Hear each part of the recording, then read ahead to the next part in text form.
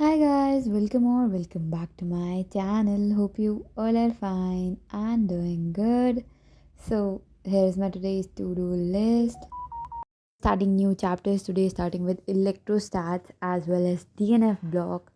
So, last video में तुम लोगों को मैंने बताया ही था कि मैंने पहले इलेक्ट्रोस्टैट स्टार्ट कर दिया था, फिर एमआर सर बार बार इलेक्ट्रोस्टैट्स को ग्रेविटेशन से रिलेट कर रहे थे, तो I started off with gravitation. Now done with gravitation, so now starting with electrostats. And whereas inorganic chemistry में मेरे ऑलमोस्ट चैप्टर्स डन हो गए. आज डीएनएफ ब्लॉक स्टार्ट किया है, कल डीएनएफ ब्लॉक भी कंप्लीट हो जाएगा. डीएनएफ में सिर्फ 3 लेक्चर्स हैं एंड उसके बाद जस्ट कोऑर्डिनेशन कंपाउंड एंड उसके बाद उसका रिविजन. एंड सो या this is like update about my syllabus. तो मुझसे बहुत सारे लोग पूछ रहे थे, सो यही कर रही हूँ आजकल मैं. एंड बायोलॉजी अभी मैंने one day one chapter start कर दिया है. डेली एक एक चैप्टर उठाते जा रहे हैं एंड अच्छे से उसको सुबह पढ़ के रात में उसको रिविजन करके क्वेश्चन प्रैक्टिस करके डन कर देते हैं. My target is to get done all the mostly things before 21 January. Then 21 जनवरी से मेरी एलन की ऑनलाइन वाली टेस्ट सीरीज़ में फुल सिलेबस स्टार्ट हो जाएंगे, तो तब एकदम सब फ्लो में आ जाएगा. सो 21 तक biology will be done and dusted and physics बच रही है and chemistry organic done, inorganic almost done, physical बच रही है. सो या this is a quick update about my syllabus. And last video में मैंने एम सर का वो एम टॉक डाला था, तो मुझसे बहुत सारे लोग पूछ रहे थे, बहुत सारे सबको पसंद भी आया था. सो बेसिकली हमारी मेंटरशिप जो एम सर की मेंटरशिप है, ऑलमाइटी जूनियर्स मेंटरिंग पॉइंट, उसमें I am a part of it. तो सर वहाँ पे हमें एम टॉक भेजते हैं, इवनिंग में, कभी मॉर्निंग में. इस ऑडियो को एम टॉक के नाम से वी नो इट.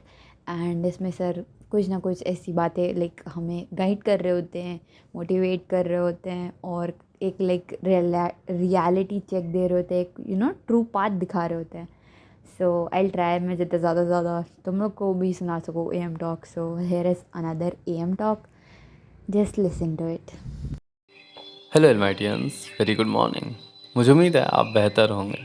आज की मॉर्निंग की स्टार्टिंग एम स्टॉक में एक छोटी सी प्यारी सी मीनिंगफुल स्टोरी से करते हैं.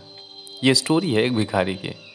एक भिखारी जो एक रोड पर बैठ के हर दिन कटोरा पीटता यानी बर्तन खटखटाता रहता था और भीख मांगता रहता था. सुबह से दोपहर, दोपहर से शाम, शाम से रात हो जाती, वो भीख मांगता रहता और एंड ऑफ द डे जो भी पैसा मिलता उसको 100, 200, 300, उससे वो खाना खा के सो जाता था.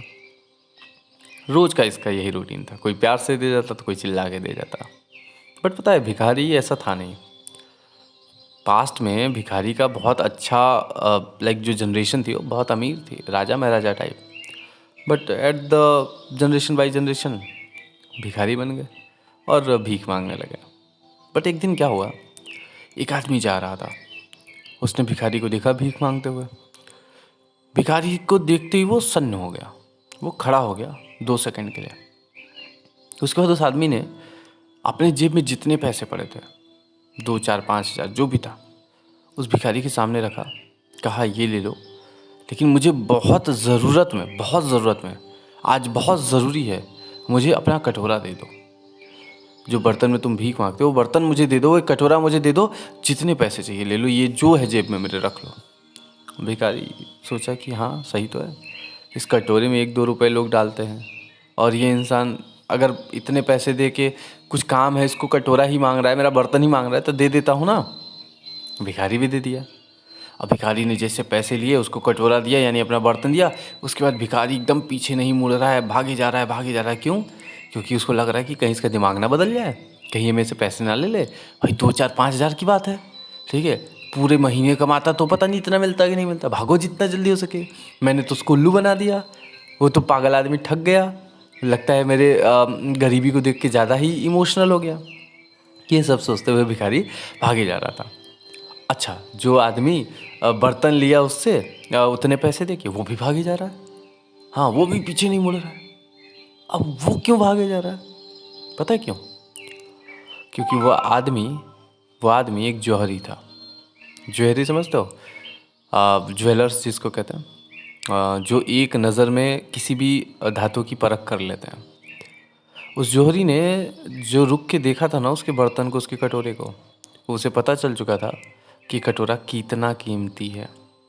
जैसा मैंने बताया उसके पूर्वज अमीर थे, राजा महाराजा टाइप, ठीक है। और वो धूल मिट्टी से सना कटोरा सिर्फ एक जौहरी के नज़र में आ सकता था कि इस कटोरे की वैल्यू क्या है, जिसमें वो भीख मांगता था। तो कंक्लूजन ऑफ द स्टोरी क्या था? जिस कटोरे को बेच के, ठीक है, वो भिखारी शायद कई सालों तक खा सकता था। उस कटोरे से वो एक एक दो दो रुपए की भीख मांगता था। वहीं पे जोहरी ने उसे 2-4 हज़ार दे के वो कटोरे लेके अपनी ज़िंदगी अच्छे से जिएगा। तो कंक्लूज़न इस स्टोरी का ये था कि दो कंक्लूज़न है। पहला कि हम ना वैल्यू नहीं समझते खुद की, खुद के पास की चीज़ों की, खुद के लाइफ की, और ऊपर वाला जो हमारी लाइफ में कर रहा है। कहते हैं ना, everything happens for a reason, और कुछ भी गलत के लिए ना हुआ है ना होगा। तो जो भी कर रहा है ना, हम उन सब की वैल्यू नहीं समझते, अपने टाइम की वैल्यू नहीं समझते, अपने मेंटरशिप की वैल्यू नहीं समझते, अपने अटैम्प्ट्स की वैल्यू नहीं समझते। इट कैन बी एनीथिंग, ठीक है। तो वैल्यू ना समझने वालों का यही होता है कि एट द एंड उनके पास कुछ बचता नहीं है। और सेकेंड कंक्लूजन क्या था? कभी भी ना शॉर्ट टर्म खुशियों के पीछे ना भागें, ठहर के लॉन्ग टर्म चीज़ें सोचें। अगर उस भिखारी ने थोड़ा सा कॉमन सेंस लगाया होता कि ये कटोरी का मेरे को इतना पैसा क्यों दे रहा है, तो शायद उसे समझ में आता कि कुछ तो बात है, कुछ तो लोचा है। कहते हैं ना, शॉर्ट टर्म खुशियाँ आपकी आंखें बंद कर देती हैं, और आप या तो गलत कर बैठते हो या खुद का नुकसान कर बैठते हो। तो ये दो कंक्लूज़न थे, और उम्मीद है आज आप अपने पूरे दिन अच्छी पढ़ाई करेंगे। So this was all about our recent AIMS talk. Hope you guys feel a bit motivated. Hope you guys learned anything from this. Like usually videos में मैं तो बहुत कुछ बोलती रहती थी, मेरी लाइफ में ये, मेरी लाइफ में वो, मैंने ये किया वो किया। बट अभी हर वीडियो में एक ना एक एम टॉक ज़रूर डाला करूँगी, so that you guys get a bit of motivation, get a bit of guidance and get a bit of reality check from this M talk. And कहीं ना कहीं मेरे वीडियोस तुम्हारे लिए यूज़फुल हो जाएंगे। सो या hope you guys like that. भी कुछ फीडबैक हो तो ज़रूर बताना। लाइफ आजकल बहुत ब्लैक एंड वाइट चल रही है, बस सुबह से शाम पढ़ाई कर रही होती हूँ, तो कुछ खास ऐसे प्रॉपर ब्लॉग वाला ब्लॉग कर नहीं पाती हूँ। जो शूट करती हूँ बस वो दिखा देती हूँ। एंड लाइब्रेरी में रहती हूँ तो और थोड़ा सा अभी ऑकवर्ड फील करती हूँ शूट करने में। So I try as much as I can shoot. बाकी धीरे धीरे थोड़ा एंगल चेंज करके आई गेस लाइक करूँगी ब्लॉगिंग। अभी तो चुपचाप एक एंगल पे कैमरा रख के उसी में सारा शूट हो जाता है, एंड उसके बाद में मैं उसे एडिट कर लेती हूँ कट करके। सो यही है। तुम लोग बताना तुम्हारी पढ़ाई कैसी चल रही है, एंड या तुम लोग फुल सिलेबस देना कब स्टार्ट करो। लाइक काफ़ी सारे लोगों ने मेरे साथ एलन की ऑनलाइन वाली टेस्ट सीरीज़ ली थी, तो आई गेस तुम लोग भी 21 जन से फुल सिलेबस स्टार्ट करोगे।